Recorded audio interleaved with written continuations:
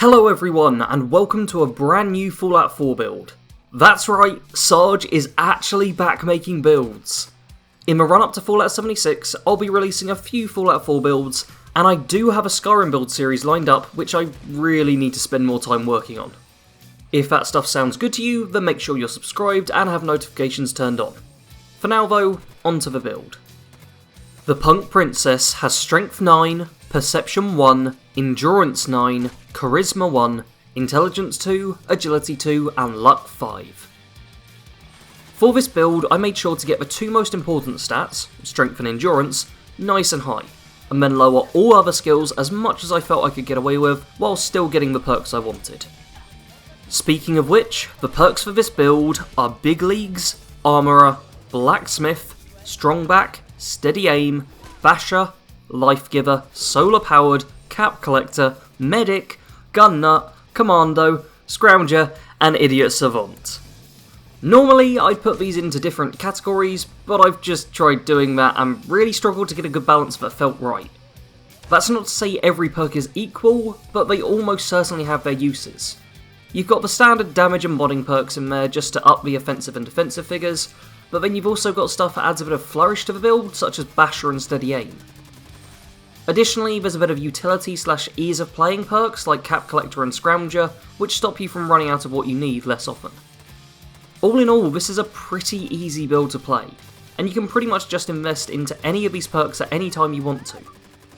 If you watched either of the live streams where I was working on this build, you will have seen that I didn't need to worry too much about assigning perk points, as the overall basic loadout is really effective in combat anyway. As the faction for this build, you'll be going for the Nuke Raiders. I'd focus prioritising on helping the pack, and maybe pick the Disciples as your second. Once you've got through the main part of this DLC, you'll end up with a couple of incredibly strong bonuses from these factions, boosting your melee damage and making you even tougher. The companion I picked for this build was Porter Gage. Not only is he a raider, but he also functions as a merchant whenever you're at Nuka World. This is an incredibly useful utility function that's not to be overlooked. Instead of just giving him the loot you'd sell next time you're in town, you can cut out the middleman and sell straight to him to make some caps, whilst also freeing up weight. He also sells the 7.62 ammo type, something you'll see yourself eating through quite quickly in some areas of Nuka World. The weapons for this build are Throat Slicer, Overseer's Guardian, and Splatter Cannon. Throat Slicer is arguably the weakest of three, and the one I use the least, but it still has its place in the build. Not only is it great for conserving ammo, but there's a ton of ways to boost melee damage, be it temporarily raising strength with booze, or getting permanent bonuses from magazines and quests. The Overseer's Guardian is an incredibly reliable rifle. Using it as an automatic variant really reinforces the value of the two-shot legendary effect, and the base damage of this weapon makes it ideal for taking down most enemies nice and fast. Additionally, it uses the .45 ammo type, which can be easily found and bought all over the Commonwealth. Splatter Cannon is our final weapon, and I love it.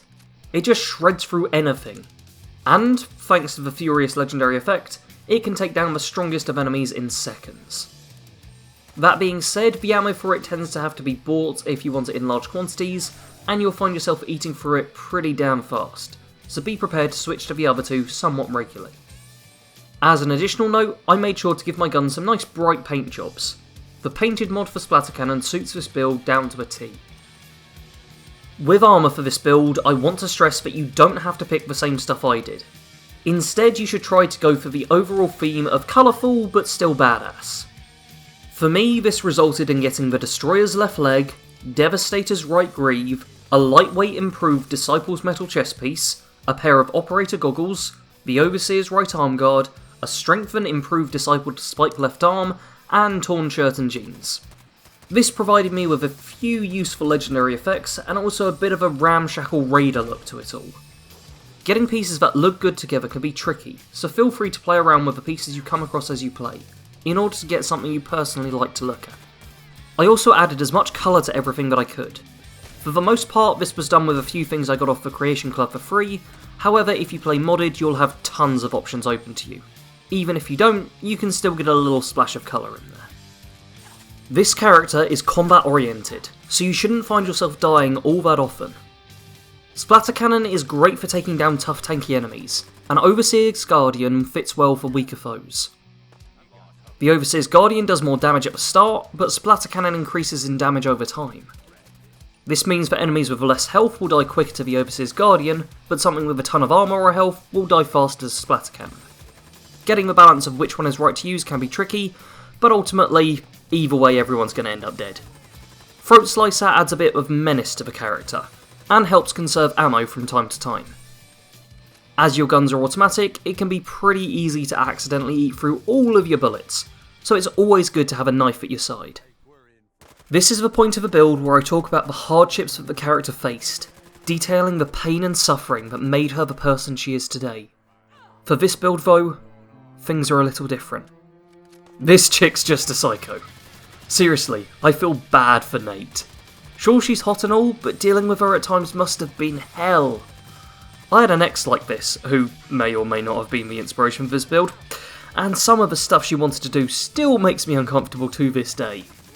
So instead of giving you tales of the crazy stuff she wanted to do, we're going to advance things to the post-apocalypse, and instead do a role-playing section.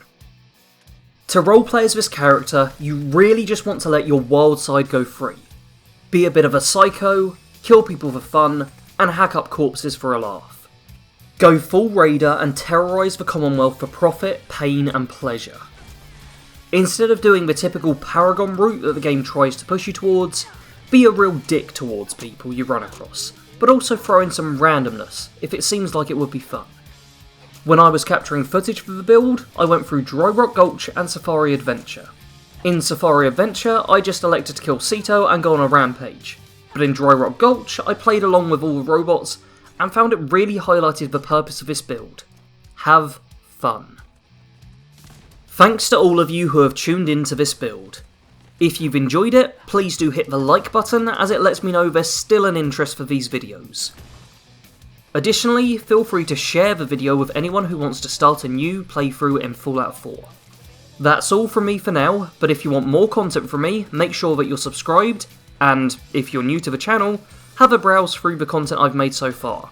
There's more builds, challenge runs, and even some videos that could be classed as intellectual in the right light. As always, thanks for watching. Sarge out.